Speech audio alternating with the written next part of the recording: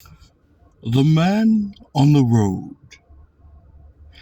In the Manchu War of 1636, the people of Seoul rushed off in crowds to make their escape. One party of them came suddenly upon a grand force of the enemy, armed and mounted. The hills and valleys seemed full of them, and there was no possible way of escape. What to do they knew not. In the midst of the perplexity, they suddenly saw someone sitting peacefully in the main roadway just in front, underneath a pine tree, quite unconcerned.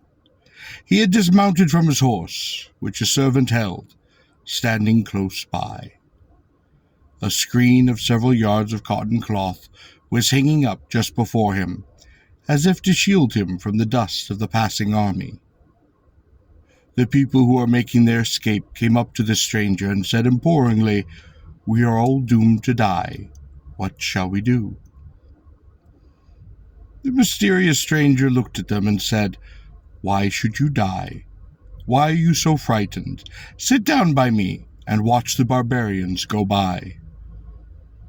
The people, perceiving his mind so composed and his appearance so devoid of fear, they having no other way of escape, did as he bade them, and sat down.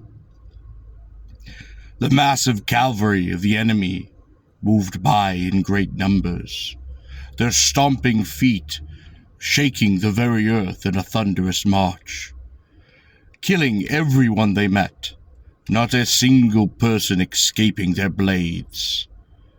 But when they reached the place where the man sat, they went by without, apparently, seeing anything. Thus they continued on, and on, marching past, till the evening, when all had gone by.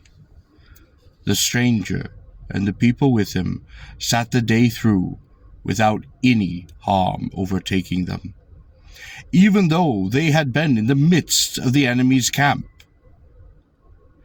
At last, awakening to the fact that he was possessor of some wonderful magic, they all with one accord came and bowed low before him, asking his name and his place of residence.